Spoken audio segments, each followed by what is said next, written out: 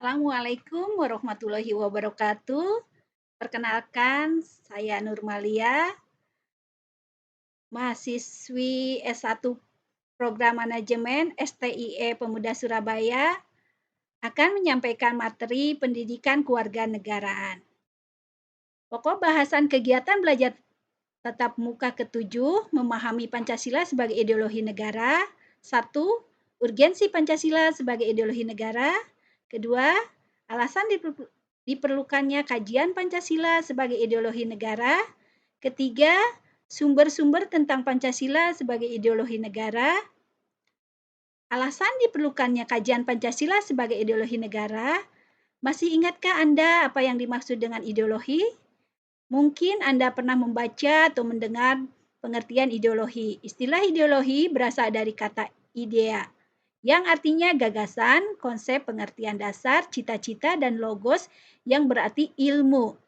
Ideologi secara etimologis artinya ilmu tentang ide-ide atau the science of idea, atau ajaran tentang pengertian dasar Kailan tahun 2013 halaman 60-61.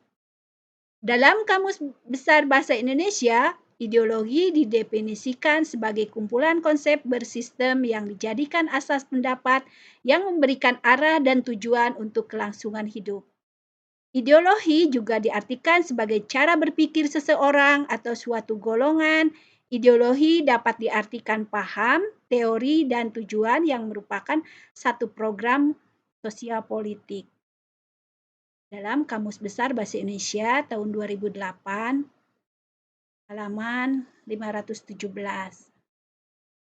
Selanjutnya, Anda perlu mengenal beberapa tokoh atau pemikir Indonesia yang mendefinisikan ideologi sebagai berikut.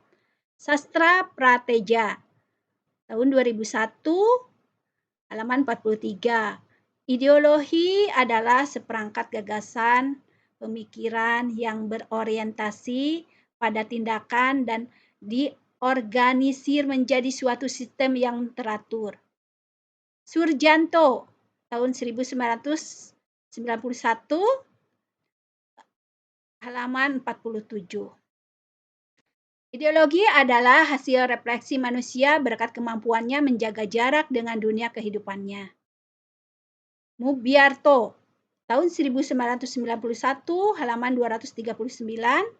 Ideologi adalah sejumlah doktrin kepercayaan dan simbol-simbol sekelompok masyarakat atau suatu bangsa yang menjadi pegangan dan pedoman kerja atau perjuangan untuk mencapai tujuan masyarakat atau bangsa itu. Untuk mengetahui posisi ideologi Pancasila di antara ideologi besar dunia, maka Anda perlu mengenal beberapa jenis ideologi dunia sebagai berikut. Marxisme-Leninisme, suatu paham yang meletakkan ideologi dalam perspektif evolusi sejarah yang didasarkan pada dua prinsip. Pertama, penentu akhir dari perubahan sosial adalah perubahan dari cara produksi. Kedua, proses perubahan sosial bersifat dialektis. Liberalisme, suatu paham yang meletakkan ideologi dalam perspektif kebebasan individual. Artinya lebih mengutamakan hak-hak individu. Sosialisme, suatu paham yang meletakkan ideologi dalam perspektif kepentingan masyarakat. Artinya negara wajib menyejahterakan seluruh masyarakat atau yang dikenal dengan konsep welfare state.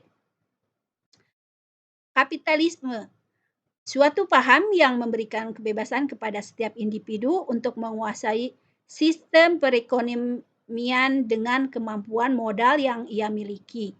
Sastra Prateja, tahun 2001, halaman 50 sampai 69. Urgensi Pancasila sebagai ideologi negara. Sebagai warga negara, Anda perlu memahami kedudukan Pancasila sebagai ideologi negara karena ideologi Pancasila menghadapi tantangan dari berbagai ideologi dunia dalam kebudayaan global. Pada bagian ini, perlu diidentifikasikan unsur-unsur yang mempengaruhi ideologi Pancasila sebagai berikut. Unsur ateisme yang terdapat dalam ideologi Marxisme atau komunisme bertentangan dengan sila ketuhanan yang Maha Esa. Unsur individualisme dalam liberalisme tidak sesuai dengan prinsip nilai gotong royong dan dalam sila keadilan sosial bagi seluruh rakyat Indonesia. Kapitalisme yang memberikan kebebasan individu untuk menguasai sistem perekonomian negara tidak sesuai dengan prinsip ekonomi kerakyatan. Pancasila sebagai ideologi selain menghadapi tantangan dari ideologi-ideologi besar dunia, juga menghadapi tantangan dari sikap dan perilaku kehidupan yang menyimpang dari norma-norma masyarakat umum. Tantangan itu meliputi antara lain terorisme dan narkoba. Sebagaimana yang telah diinformasikan oleh berbagai media massa bahwa terorisme dan narkoba merupakan ancaman terhadap keberlangsungan hidup bangsa Indonesia dan ideologi negara. Beberapa unsur ancaman yang ditemukan oleh aksi terorisme antara lain rasa takut dan cemas yang ditemukan oleh bom bunuh diri mengancam keamanan negara dan masyarakat pada umumnya. Aksi terorisme dengan ideologinya menebarkan ancaman terhadap kesatuan bangsa sehingga mengancam disintegrasi bangsa. Aksi terorisme menyebabkan investor asing yang tidak berani menanamkan modal di Indonesia dan wisatawan asing enggan berkunjung ke Indonesia sehingga mengganggu pertumbuhan perekonomian negara. Sumber-sumber tentang Pancasila sebagai ideologi negara. Pada bagian ini akan ditelusuri kedudukan Pancasila sebagai ideologi oleh para penyelenggara negara yang berkuasa sepanjang sejarah negara Indonesia. Yang pertama, Pancasila sebagai ideologi negara dalam masa pemerintahan Presiden Soekarno. Pada masa pemerintahan Presiden Soekarno, Pancasila ditegaskan sebagai pemersatu bangsa. Penegasan ini dikumandangkan oleh Soekarno dalam berbagai pidato politiknya dalam kurun waktu 1945 sampai 1960. Namun, seiring dengan perjalanan waktu, pada kurun waktu 1960 sampai 1965, Soekarno lebih mementingkan konsep Nasakom, nasionalisme, agama, dan komunisme sebagai landasan politik bagi bangsa Indonesia. Yang berikutnya, Pancasila sebagai ideologi dalam masa pemerintahan Presiden Soeharto.